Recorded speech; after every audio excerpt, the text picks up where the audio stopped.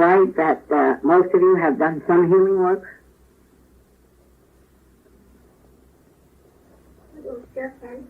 Well, I just want to be sure that most of you have done some healing work, because I think that I'd like to devote this period to the subject of healing work.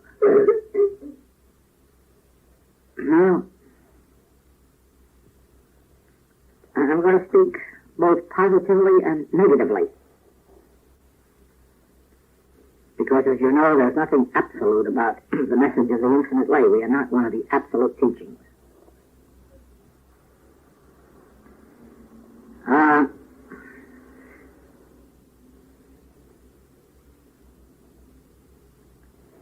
Healing is at the moment the most important part of our work.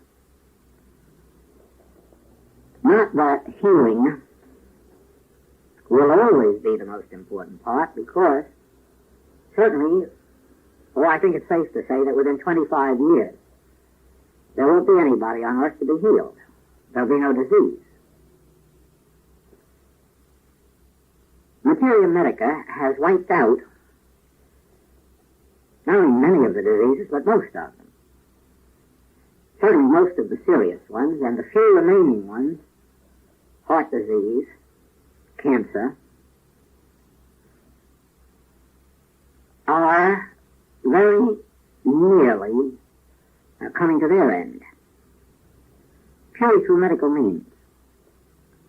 Even though some of those medical means have come into existence since the days when metaphysics were discovered and practiced. I'm sure that material medica has advanced more in the last 75 years than in the previous 750 years. And that last 75 years is coincident with metaphysics on earth. And not only that, but some of the diseases are being cured by some of the original principles of metaphysics. So that there is no reason to believe that disease will exist in any serious form beyond the next 25 years. So if our work were to be solely healing work, we'd all be out of a job within the next 25 years and perhaps have to go back to work for a living.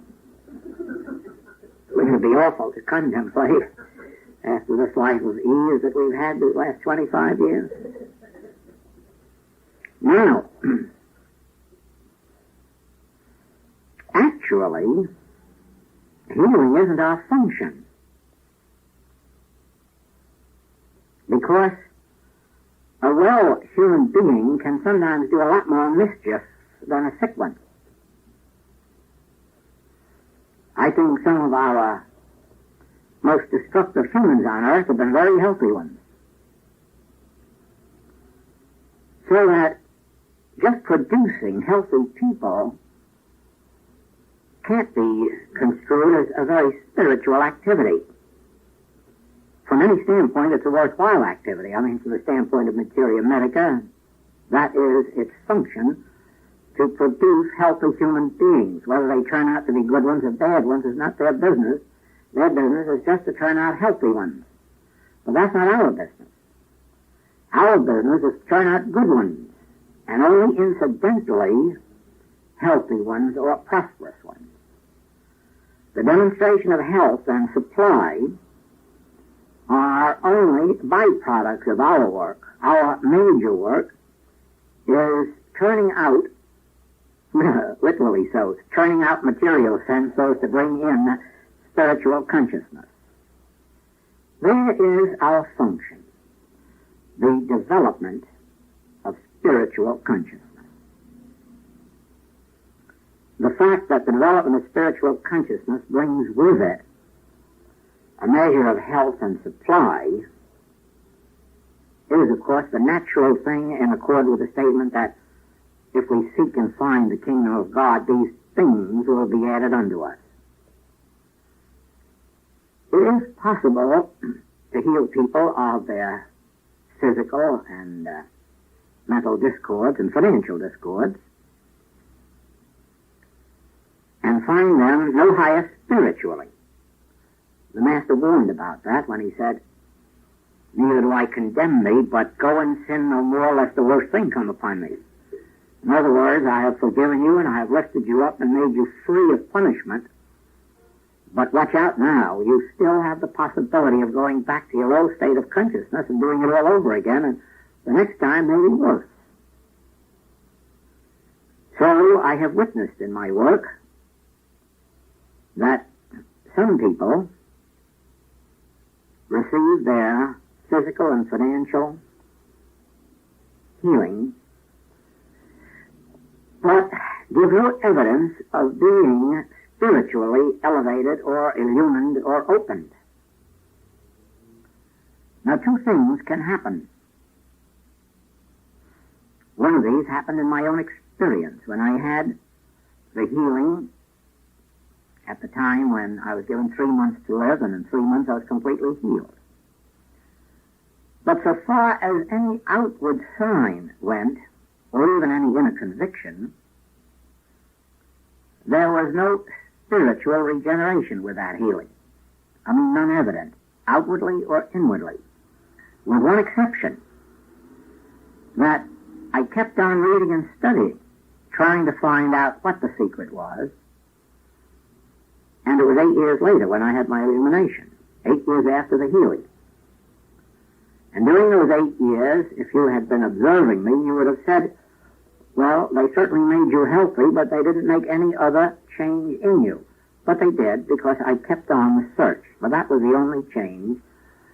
And then 8 years later came the illumination. Now, I have witnessed that in others, that if you will observe them for the first few years after their healing, you also would observe that their life had a no-wise change. They were just as human as they were before. And you would say, well, what did you accomplish with that healing? Just making a sick person well. But then I discovered afterward that the same thing had happened with them as it happened with me, that inwardly they were not content, and therefore kept reading, kept studying, and eventually did have a spiritual awakening. But I have witnessed others where there was no spiritual awakening, and where they went right back to their material way of living, and it was only a question of time when the same or some other ill had come upon them, or if it hadn't, at least no other benefit came than that immediate healing. I've also witnessed that, where a person was healed, and I've known them 20 years later, and they were a good human. I'm not speaking about their character, but spiritually not a sign of any further light, and speaking and found that actually there was no other light. So that the healing amounted to just that, a physical healing. Now, of course, neither you nor I will ever have any power to determine what kind of a healing our patient has, whether it's going to result in their spiritual illumination or it isn't. Nor do you have any control over whether they go spiritually forward or go materially backward.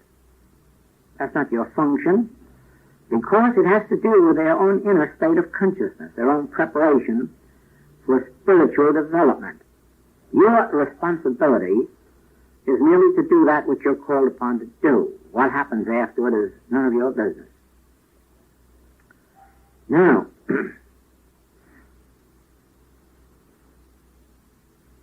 healing work itself isn't difficult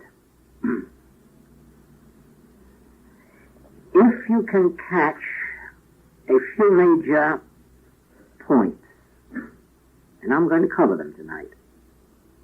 First of all, let me tell you that no deep understanding is involved. There are no such thing as deep metaphysics. Don't ever believe that anybody knows any deep metaphysics, because if they say they do, they're fooling themselves. There is no such thing as deep metaphysics. The deepest metaphysics ever known can be understood by a 10-year-old child. And you'll never get anything deeper than that. There is no deep metaphysics. Don't ever believe there's such a thing as absolute metaphysics. That also is a nonsensical term. In our modern day, just to show you how nonsensical it is. There is an absolute teaching which is based entirely on affirmations and denials to such an extent that by the time you get through a day's work with them, you not only have hypnotized your patients, but yourself as well. And you're lucky if the back of your neck isn't paining to let your brains run out. Now, that's called an absolute teaching. But as against that, there are two other absolute teachings which use no affirmations and no denials, which just stand on the fact that God is all, and that's about all there is to truth. Now, which of those is absolute and which isn't absolute? They're diametrically opposed to each other. The fruitage of both of them is very sad. I'm not going to go into that more than to say so. And it's for this reason. The truth that has been revealed to us, which results in healing, is this. There are not two powers. There's no such thing as a good power that overcomes an evil one. It's not true to say that truth overcomes error. I mean, it's not spiritually true. It's not even true to say that the immortal overcomes the mortal. It isn't true to say that God overcomes evil or even that God heals disease. All those statements are relative statements used only so as to maintain a language that the uninitiated understand. In other words, if a person comes to us who has never had metaphysical help or study and says, will you help me? And you were to say, why, there is no disease. I mean, you would set up a condition that's worse than the disease itself. Or, if you were to say to a person in great pain, oh, you know that pain has no power, it isn't real. I don't know how you feel about it, but I know what I'd say to you if you said it to me. If you think so, get busy. Stop this pain of mine. Now, we do use relative terms like that merely because we cannot use the language of truth to those who are not initiated into truth. It would be just as sad to see or hear a college professor talking to a high school first-year man in his PhD language. As a matter of fact, you do hear that once in a while. That's what's so confusing in life, that too many of them know all those big words and we can't understand them.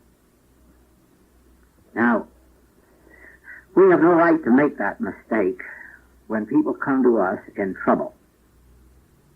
We have no right to hit them with the terms that we know to be the right ones, such as I'm going to describe to you tonight. We should meet them at their level of consciousness and say, all right, let me help you. You relax and let me take the responsibility. Let me do some work.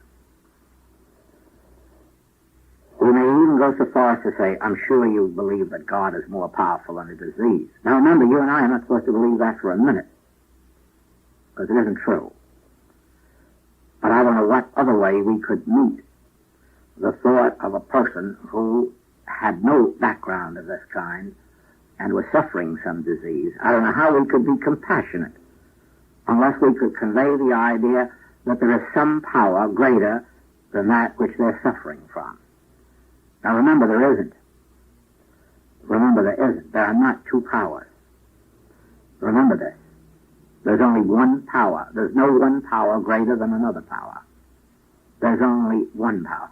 And if you want to know what prevents most healings in the metaphysical world, it is the fact that the practitioner cannot free themselves from the belief that there's something to be overcome. They can't get themselves loose from the claim of something that has to be met, something that has to be overcome, something that has to be changed. if the practitioner could really live in the consciousness that there is only one power,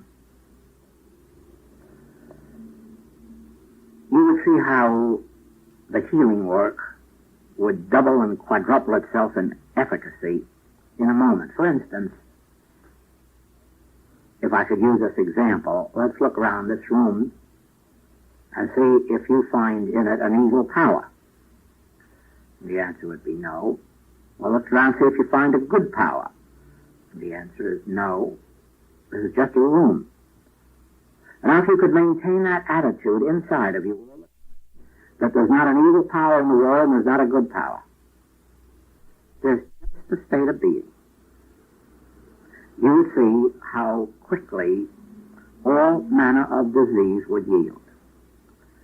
You see, our lack of healing is dependent on the degree of resistance within us to that which isn't even a power.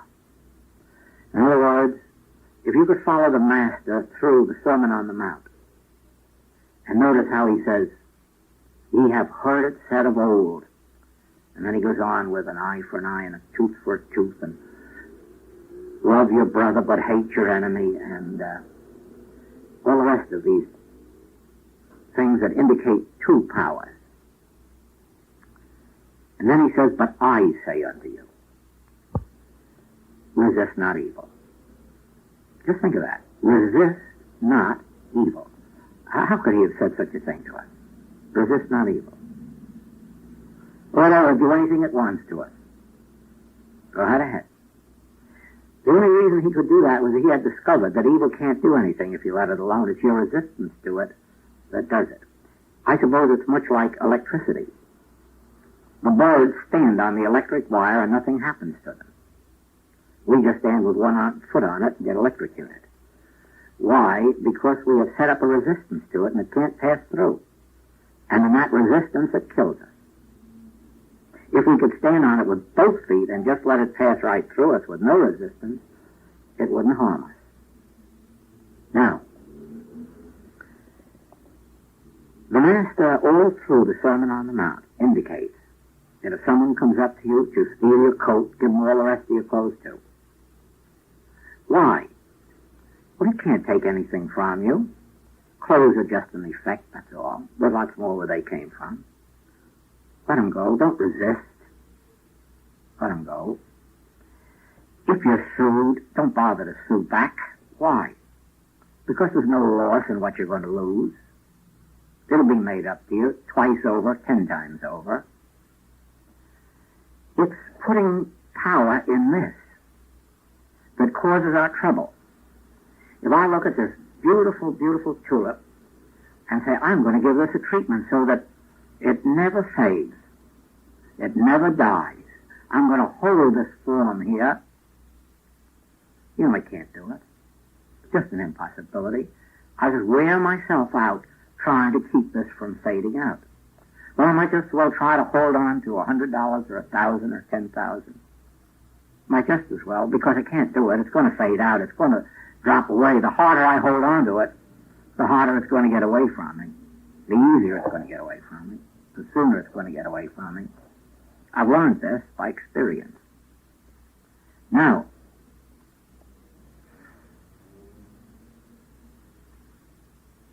the greatest secret that I can impart to you is the fact that there are no powers. No powers. No good powers, no evil powers. There's just a divine state of natural being, which is eternal and immortal. And when you can stand in that powerlessness, you're in heaven. The minute you're turning for God power, you want it for a purpose. You want it to heal, enrich, reform, employ, change, alter, hold to. And you see, in that, you're making your error. You don't need a God power. What you need to realize is that there is a God power. And that's all. Let it function. You can't function God. You can't make God do your bidding. You can't wield God around. In other words, you can't use truth.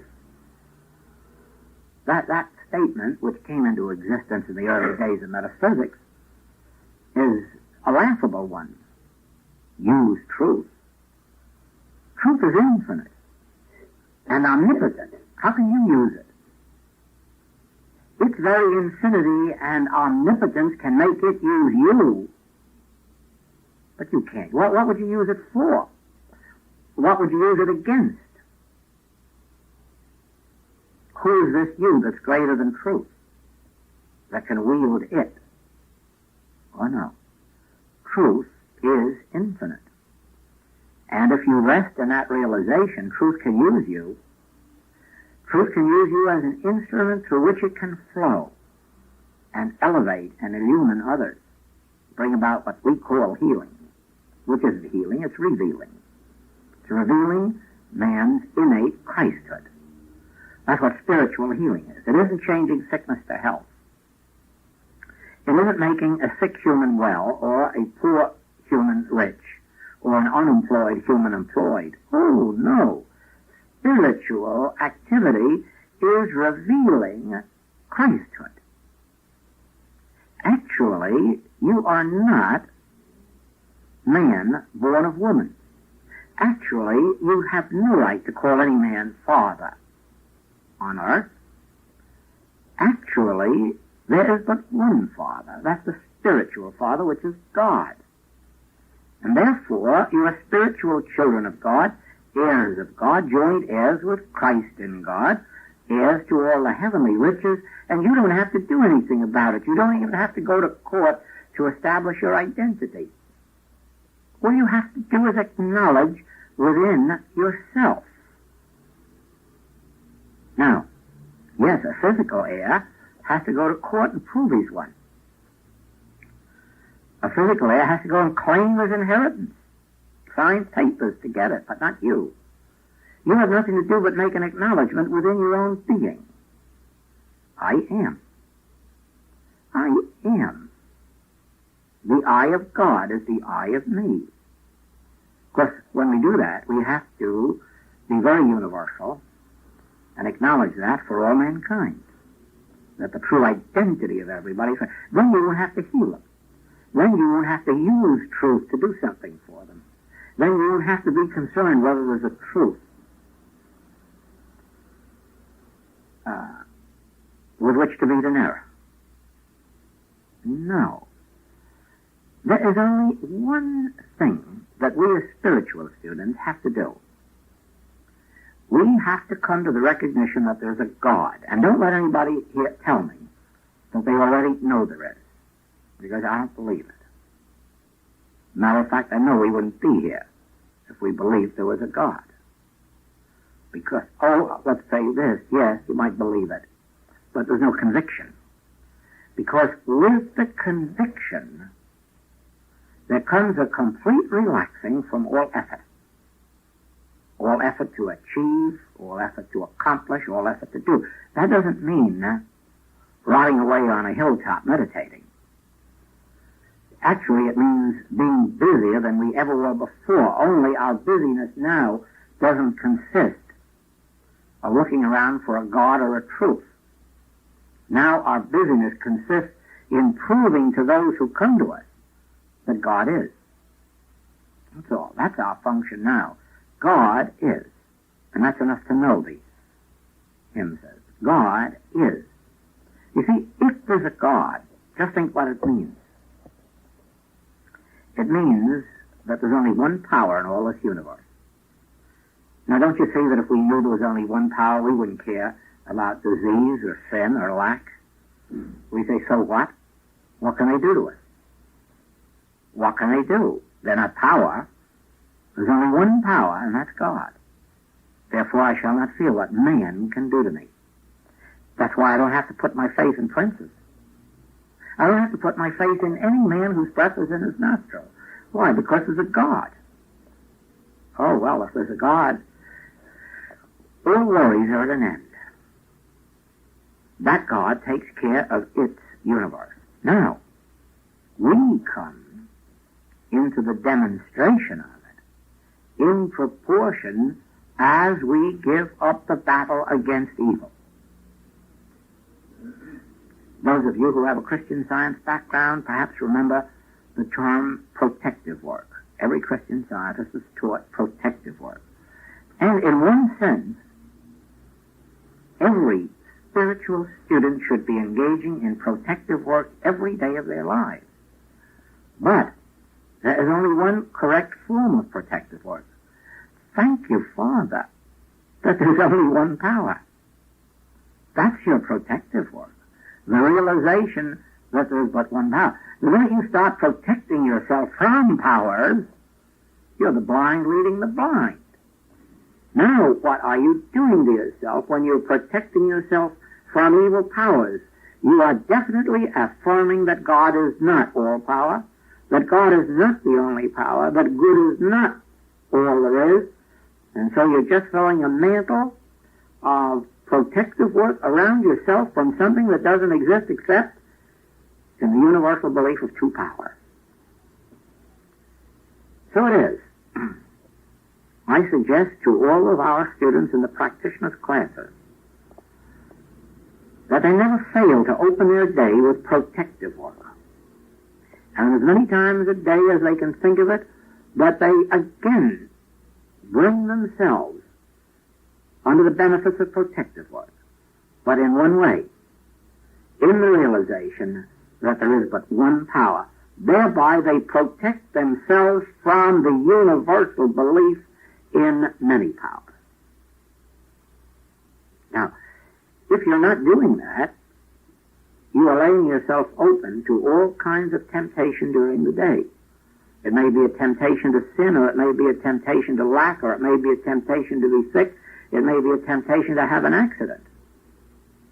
Unless you are enveloped in your consciousness in the realization of one power, you are exposing yourself to the universal belief in the powers of infection and contagion and accident, careless driving on the road, drunken driving on the road, chance, accident, all the rest of those things. That's why we are not an absolute teaching. We acknowledge that there is such a thing as a universal mesmerism that has gripped this world. The mesmerism is made up of the belief of two powers. And if you can be made to live under the belief of two powers, you'll stay mesmerized. When you come out from it and begin to see, I have nothing to fear in this room. There's no evil power here. Therefore, there's no power to do anything to an evil power. There is just a nice room. You don't have to protect yourself from anyone in this room. Why? Well, as it happens, it's because you believe they're all truth students. But as a matter of fact, truth students have done some awful bad damage in the world. So humanly, the fact of being truth students is no reason to trust everyone in this room. To trust everyone in this room means to acknowledge that God is the only selfhood in this room, and that all else is an illusion. All else is a universal belief. There is the reason to trust everyone in this room. There is only a God self in this room, even though it is manifested 20 times. It's still God self. If you could be made to believe in two, then if there is someone in this room not aware of their true identity, be assured you're the one that they're going to use their evil charms on. The rest will not be touched by it. We open ourselves to every form of discord by believing in two powers. Now, I could take you, as I did last year, our students in New York City in March, in Melbourne, Australia later, then in Chicago, Seattle, Portland, and finally back in New York in November, and show you how the revelation was put into my mouth time after time during the year that we have been given the secret of life. We have it in the infinite way. It's a secret that's been hidden 4,000 years. It hasn't been given to man except in a few brief passages of the Master.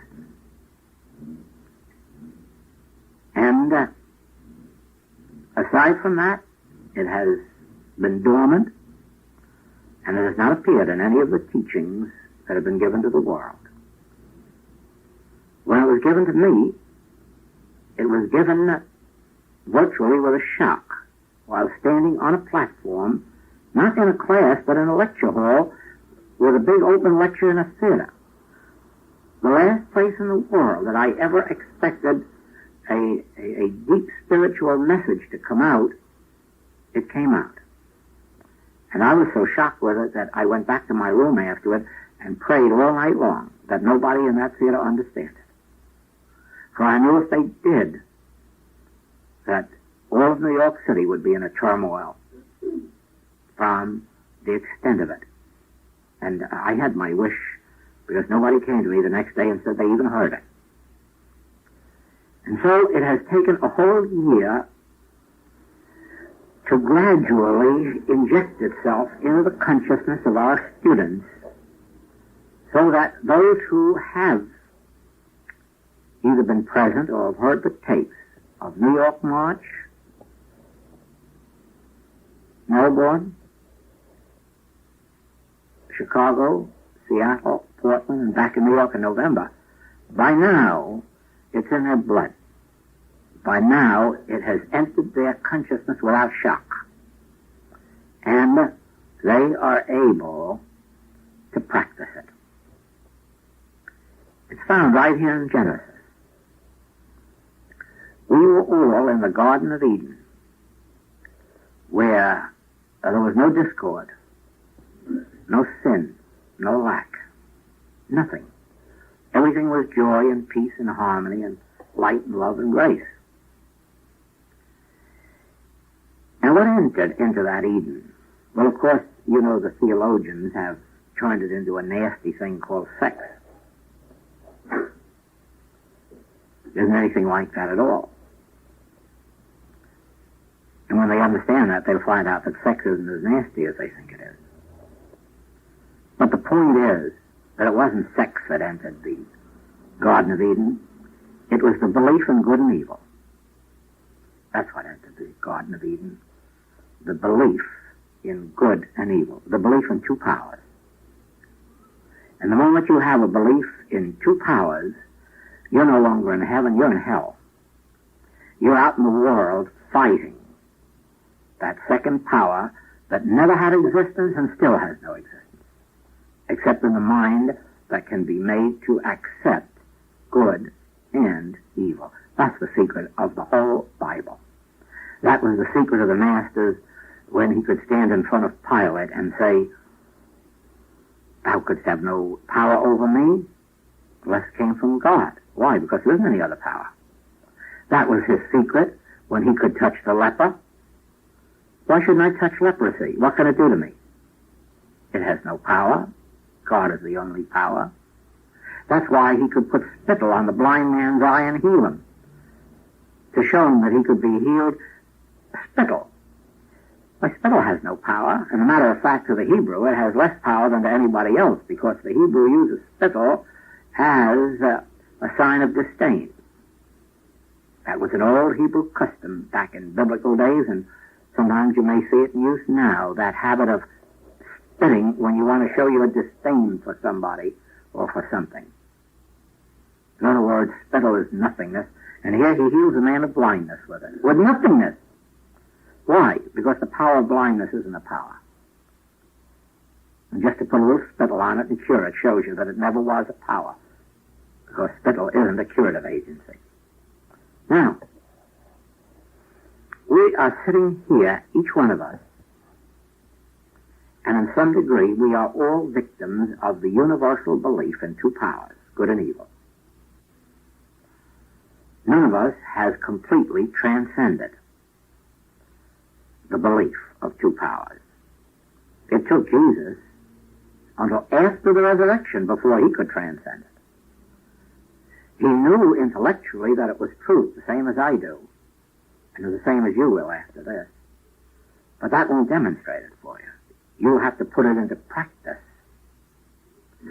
until you attain an actual demonstration and consciousness of the fact that the thing you're fearing isn't to be feared, and the one you're fearing isn't to be feared, for there is no evil power. There's only one. That's why there's no truth over error, because there isn't any error. That's why no God can heal disease. God doesn't have to. Disease isn't a power. Therefore, it doesn't need any God to dispose of it. Just needs a little spittle. I'll take care of it. Nothingness. Disdain. A smile. A snap of the finger. Now, our work, mark this, our work is the attainment of that state of consciousness. Remember, it doesn't mean walking out of this room and telling all your friends that you've discovered that disease is not a power, and that you don't need a God, because some of them will probably lock you up. And the rest will certainly want to move far away from you. That's not the point. Don't go out telling this, and don't go out teaching it. The Master says, go and tell no man. Later, when you've proved it, go and show the priest that you know it. But meanwhile, go and tell no man. Take it into your inner consciousness that the simplest truth ever known, which is at the same time the deepest truth, has been revealed to you. Why Adam and Eve were kicked out of Eden. It was because they accepted the belief of good and evil. And you remember how that was demonstrated? Adam covers himself. He hides from God. Why? Because I'm naked. Who told you you were naked? Who told you you were naked? Oh, when did that come in my mind that I'm naked? What difference does it make whether one part of my body is exposed or another? It's all one body. All one body, and we all have the same body. And the men came from women. Now tell me, what is this terrible thing that makes you say I'm naked? What is it? Oh, just examine your thought and see why it is that you're concerned about being naked. And then you'll see that you have set yourself up with the power of good and evil. Like Peter calling the meat of pig filthy. Who said the meat of pig is filthy? Well, the Hebrew said so. Does that make it so? No, don't call anything filthy that God made. And why should one part of our body be filthy and not another part? God made it all, or God made none. And that's the end of that. Now, that's not a brief for nudist camps. But it really is a brief for examining our own thought and seeing how much we are victims of this idea that there's good and evil,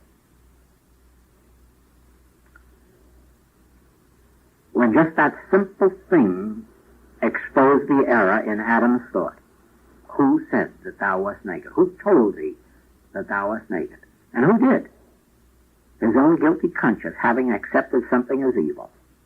That's all. It wasn't evil until he accepted it as evil. And so you're going to find with us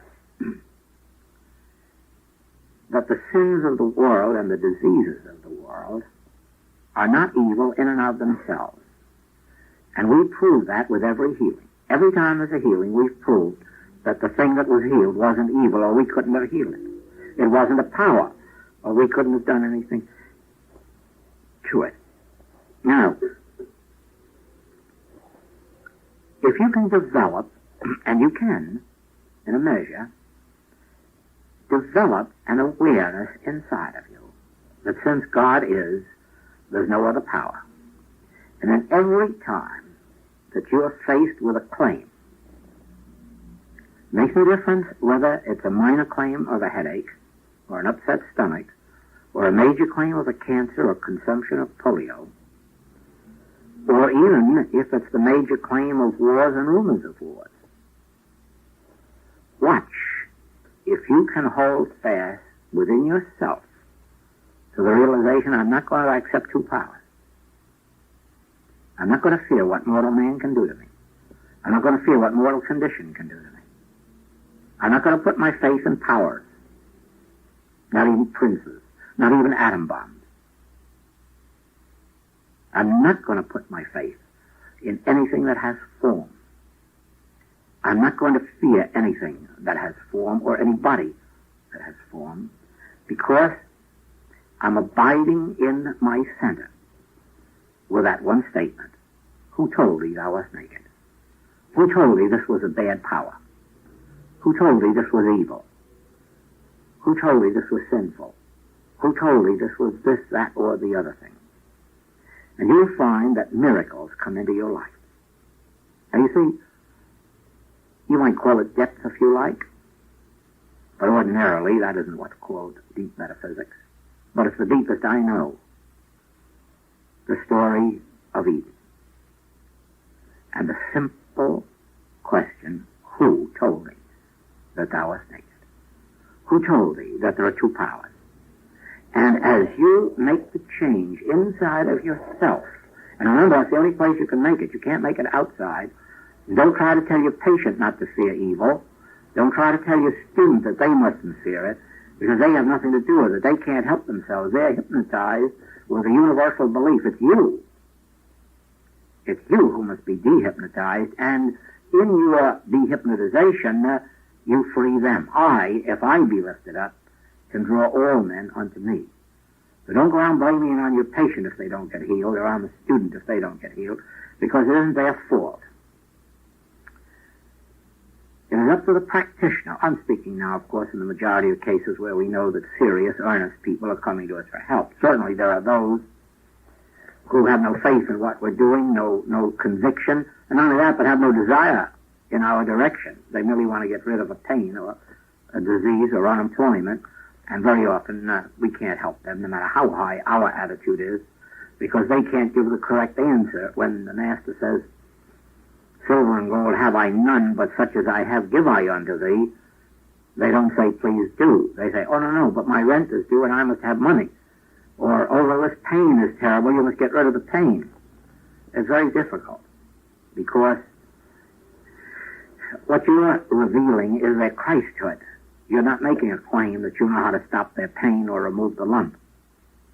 No, you're merely saying that you can reveal their Christhood. But I can tell you this, that you can't reveal their Christhood as long as you believe in two powers. You can't do it. There is no Christhood where there's two powers. There is only Christhood where there is one power. If I can look out from my place here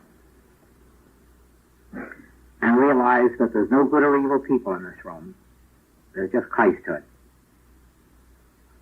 I can lift you to some measure of harmony and realization through that. Heaven help me if I believe that some of you are good and some of you are bad, because I can't tell which is which. And I don't know if I've told you, but we had a test in one of the magazines the year before last. On one page, a whole group of men and women, and on the other page, another group of men and women. And the idea was to tell which of them were prominent, successful people in their field, and which were inmates of prisons. You'd be surprised what a bad average most of the people got. A very difficult thing, although it's nice to boast about what good psychologists we are, and we can always tell an honest person, don't believe it. If we could always tell the crooks couldn't operate. But the point is that we can't. However, if we can disregard the appearance of good and evil and hold to the middle path, which is that Christ is thy true identity, then even if you were bad, you couldn't use it against the one who knows that. It just can't be done. That is their protective work. That is their protection.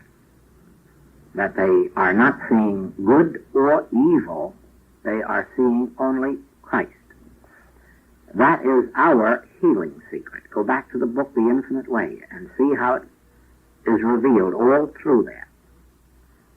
And yet, while it's been my basis always of work I never knew the secret until it was given me a year ago through the story of Adam and Eve. I knew the principle, but never knew what it was, where it came from, or why.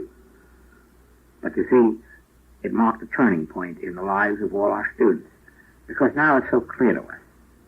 Now it's so self-evident. We have just tried to change bad humanhood into good humanhood. We have tried to change diseased people into healthy ones, or unemployed ones into employed ones, or we have just tried to change lack into abundance. And you see, we haven't done too well at it. But wherever an individual realizes there's no good power, there's no bad power, there's just Christ. It has no opposite, it has no opposition. There's just Christ. There's not two powers. Christ, it is the truth. Resist not evil, and it will flee from you. There is the principle of infinite way healing. It doesn't mean that you won't have a battle at times. You will. You may have to sit up all night some nights and wrestle. But you won't wrestle with error. You wrestle with yourself until you lift yourself to the conviction, now I can walk in a lion's den.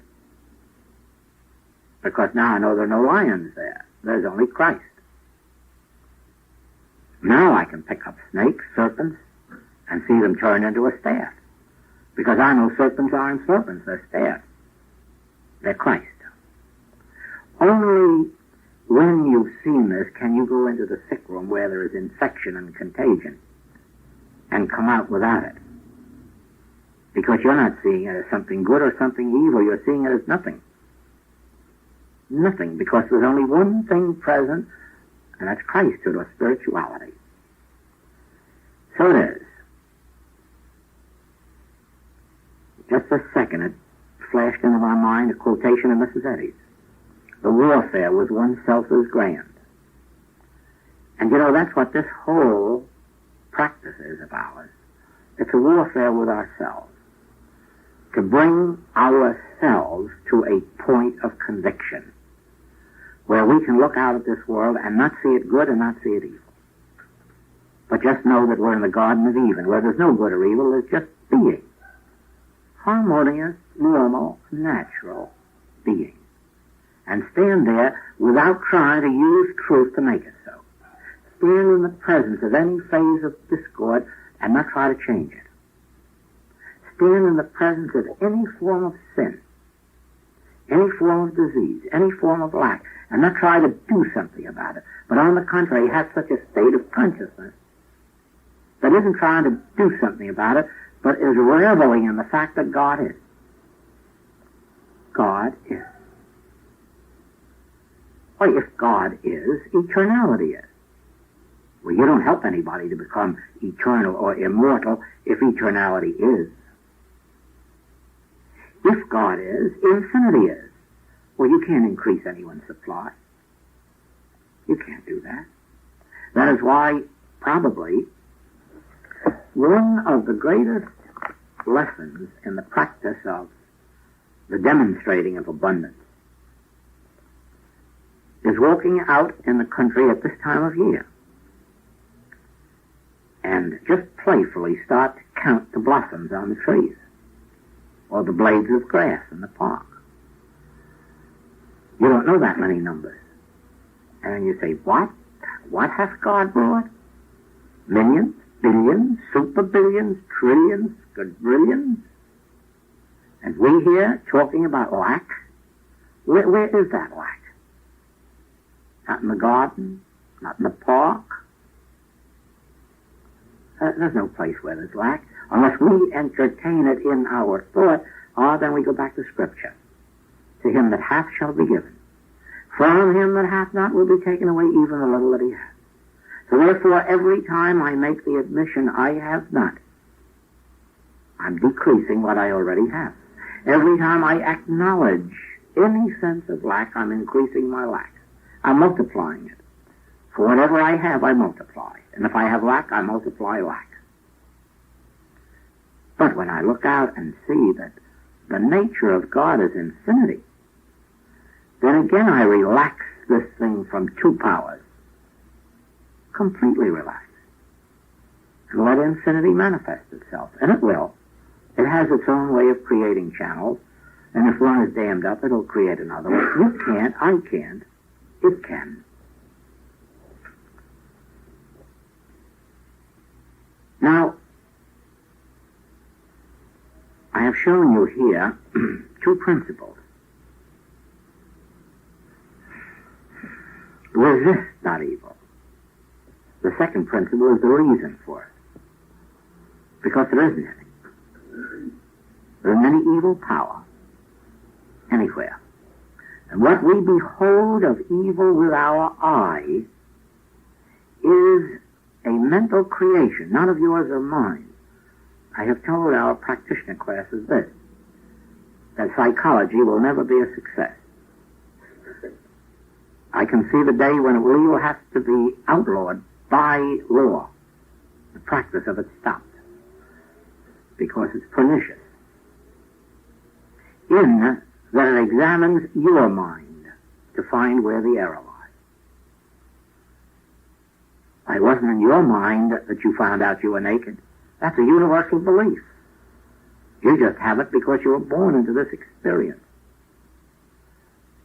If a man steals, the error isn't in his mind.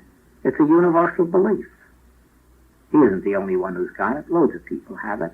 No use looking in his mind because you won't find it there. You will find the reason for it there. Completely universal belief. I have been working with people 27 years. And in those 27 years, I have worked always from the principle that there is no use of looking into their mind to discover the error because it isn't there. Whatever is there is just there as a part of a universal belief. Just the same as no use looking into my mind to find out why I can do some healing work, because you're never going to find the reason there. Not in my whole human experience can you find any reason why I should be in healing work. But I can tell you the reason, because of a conviction that came within me of one power. That's why I'm in healing work. And I didn't invent it. I didn't find it in me. That's a universal truth. I merely discovered it. That's all. Anybody can be a healer who can work with themselves, wrestle with themselves. Not try to improve the other fellow, not try to heal the other fellow. Certainly not condemn him or criticize or judge. But wrestle with yourself until you come to the conviction, Father, forgive me that I should ever believe that you could have divided your power in two and had one part of it called God and the other devil or Satan. One good and one evil, one immortal and one mortal. Who made such divisions? Well, who said that you were naked? It's a universal human belief. You'll find that the discords will fall out of your life in proportion as you can bring yourself to the point of the Sermon on the Mount. Resist not evil. But resist not evil in the realization that no matter how much of it there is in the world, it hasn't an iota of power. That's all. Evil hasn't power. If you can see that, feel that within yourself, you've reached the healing consciousness. And the first effect will be that many of the discords of your experience will drop away. The second will be that somebody will come to you and say, you've got something. Well, don't dare tell them what you've got, please. But they'll run away faster than if you said, I've got measles. And be sure you don't tell the minister. You tell the priest, but don't tell the minister. But you're having the battle right here in your newspapers now that we had last year as to why God permits evil and why he sends evil and why he so forth and so on. The ministry hasn't discovered yet that God doesn't send it, God doesn't permit it, and there isn't any it. Once you discover there isn't any it, remember your battle is 9/10 over. The other 10th is just coming to a full and complete conviction of it. But while you're believing that evil is, you've got to find a reason for it. And if you can't blame it on God, believe me, you'll find a devil to blame it on. And if you can't, you'll blame it on the sins of the fathers under the third and fourth generation back. No. Don't praise humans, but don't condemn them. Regardless of the errors that we are victims of at this moment, it merely is a matter of universal belief which we have not yet overcome. And the universal belief is all traced to one thing, the belief in good and evil. Now watch that. Change your own nature until you have no desire left to use God for any purpose, for any occasion, for anything. You're perfectly satisfied to stand still and let God be God. And not fear whatever it is that is brought to you. What's the miracle that takes place in your healing work? You see, I know this. I'm with this Infinite Way 10 years. We have pitifully few healers. Pitifully few. More especially that can do good healing work. And I'll have to talk to them a short while, and I can see the answer. They cannot bring themselves to this realization that you don't need a God to do your work for you. God's work's already done. God is, that's enough to know. The one we have to work with is ourselves. We don't believe Jesus Christ when he says, ye shall know the truth, and the truth shall make you free. He doesn't say anything about God or going to God. He says, ye shall know the truth, and the truth shall make you free. And that's all there is to it. It's ye. Ye shall know the truth. You begin to know the truth of one power, of oneness. And you'll find out that the errors will fade not only out of your life, but all those who come to you. And then you'll wonder why all of this belief that you need a God somewhere to do something to something that never existed, that never was real, that never had any more power than we gave it by universal consent.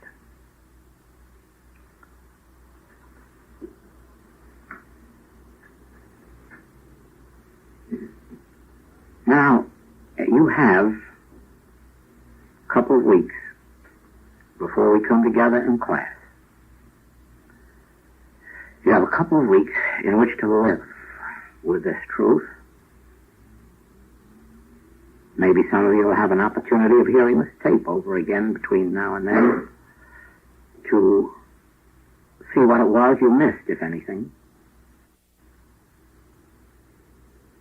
And you should be able really and truly to have some definite result from this meeting. And if you haven't as much progress as you think you're entitled to, then you should have questions in your mind. And don't hesitate to write out those questions, because I know you're here in good faith. You're not here to trick me or to test my powers or anything, or my knowledge. I know you're here in good faith, so that I won't be offended at any question that you ask. But write it out and have it on the table when we have class. And during the class, I will endeavor to answer every question. Because we want more healers. Our work can't prosper without healers, because it is by these healings that we demonstrate that we have a principle. And the principle is that which we want to impart. But who's interested in a principle that doesn't do something? Who's interested in a principle that doesn't bear witness to something? And rightly so. Life is worthwhile when you have a spiritual principle to live by. Life is worthwhile because most of our sins and diseases drop away, and all of our lacks, in the realization of this principle.